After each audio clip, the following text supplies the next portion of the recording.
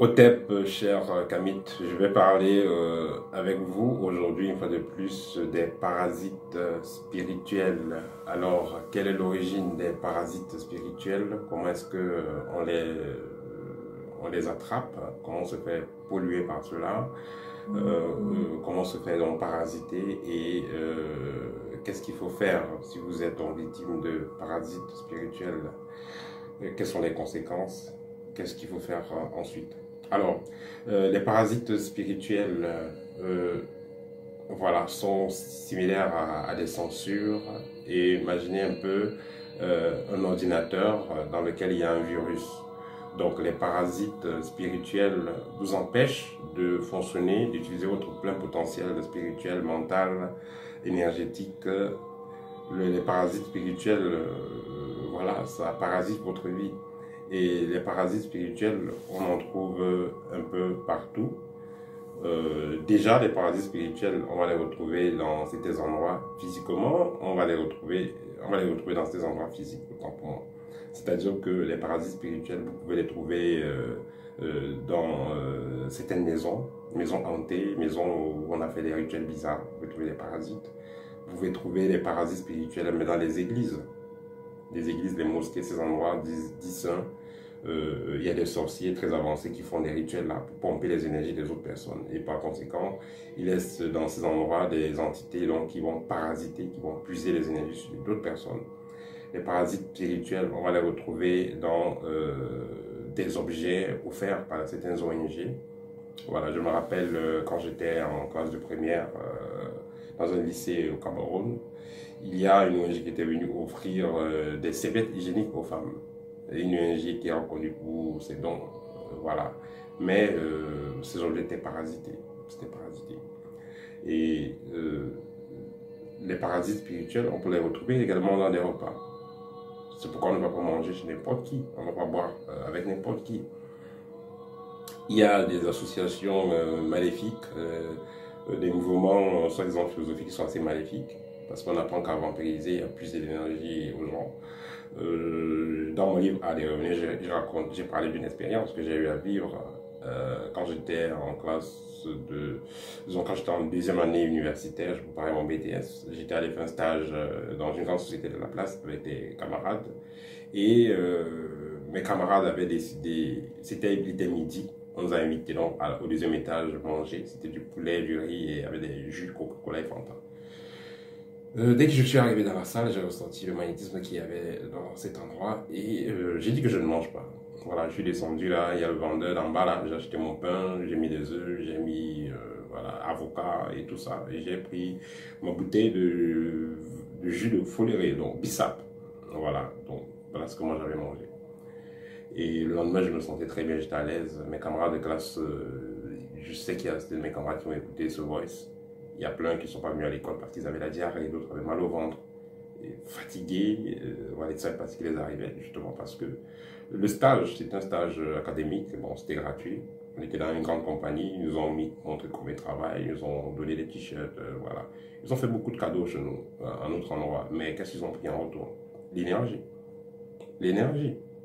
Parce que la plupart de ces entreprises-là, ce n'est pas des entreprises voilà, c'est pas des entreprises des gens innocents spirituellement parlant.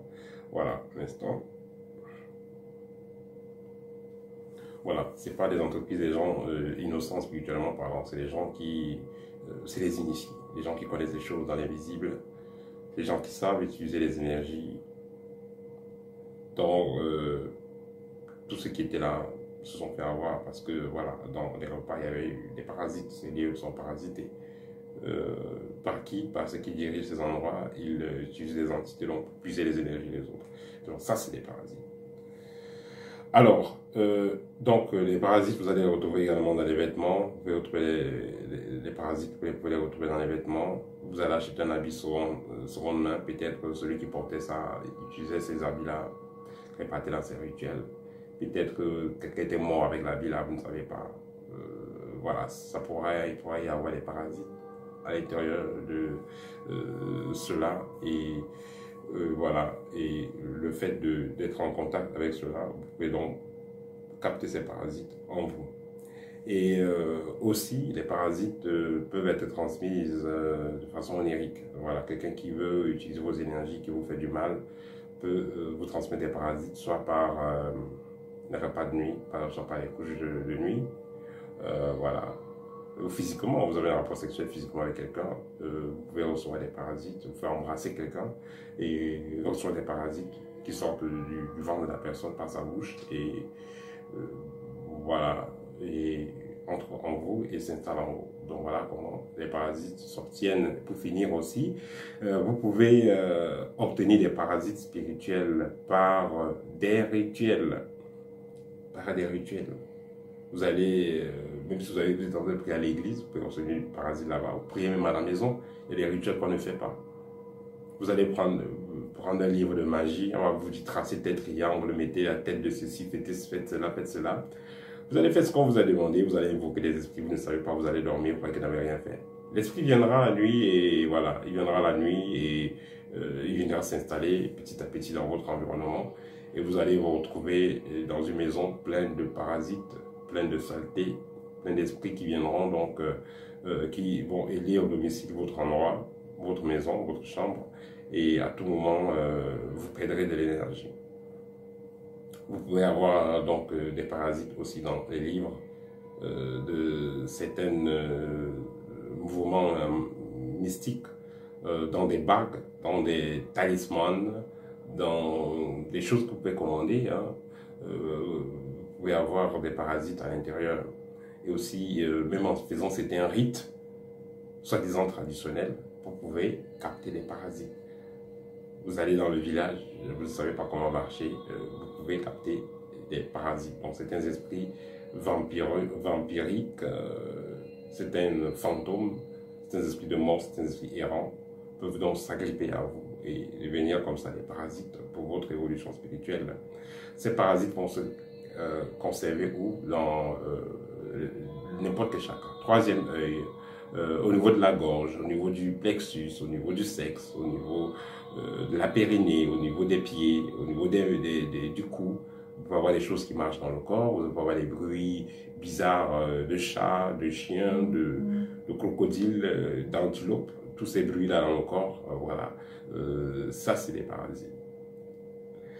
Alors, quelles sont les conséquences? Les conséquences, c'est quoi? C'est que vous êtes généralement fatigué, vous avez la migraine, vous êtes souvent de mauvaise humeur, sans explication, vous avez souvent des insomnies, toujours les attaques la nuit, les bruits dans le corps, oui j'en ai parlé, les parties du corps qui bougent seules, des fourmillements dans le corps un peu partout, le dos, le ventre, le cou, les oreilles, parfois les endroits du corps bougent seuls, voilà. Ça, ce sont des parasites, des pertes de cheveux que vous avez. Ça peut également créer l'impuissance sexuelle. Vous pouvez avoir des problèmes d'accouchement, problèmes d'érection. Tout ça, c'est des parasites. Donc, non seulement le parasite vous pourrit la vie au niveau spirituel, pourrit la vie au niveau physique, vous apporte la malchance. À cause des parasites, vous pouvez avoir des problèmes pour trouver une femme, des problèmes pour trouver un homme, vous pouvez avoir des problèmes pour trouver un travail. Parce que des parasites aussi, vous pouvez les avoir même quand vous partez faire des envoûtements. Vous voulez envoûter un homme, le marabout va concocter des choses, on ne sait pas, c'est les urines du chat ou bien la tête de crapaud qu'on a écrasé ou de marabouillat. On va vous donner des choses, vous allez mettre dans le vagin ou sur votre verre avant de coucher avec l'enfant d'autrui. Mais qu'est-ce que vous avez mis dans votre corps d'abord? C'est des parasites. Vous allez attacher l'enfant d'autrui, mais des parasites vont rester en vous et rester sur la personne. Quand vous allez donner des tobassi, chez nous on appelle tobassi, donc c'est une portion magique que vous allez mettre dans la nourriture de votre partenaire, vous l'envoûtez entre guillemets, vous parasitez son corps parce que c'est de la saleté. C'est des entités que vous allez mettre qui vont entrer dans la personne et vont faire que la personne soit collée à vous. Mais ça aussi, c'est des parasites. Mais vous qui avez besoin que la personne soit collée à vous, vous avez besoin également qu'il y ait une entité parallèle. Parce qu'il y a une entité qui va faire que la personne vienne vers vous, mais il y a une entité aussi qui va faire que cette entité-là s'oriente vers vous. Donc vous aurez une entité et l'autre aura une entité. Et ça va faire donc cette attraction-là. Ne croyez pas que quand vous envoûtez quelqu'un, ce n'est que la personne là qui a un esprit qui va l'obliger à venir vers vous. Mais notez que vous également, vous aurez aussi un esprit quand vous allez envoûter quelqu'un. Ce qui fait que ces gens qui sont champions pour les envoûtements, ces femmes qui sont champions pour l'envoûtement, ont toujours un trouble de comportement.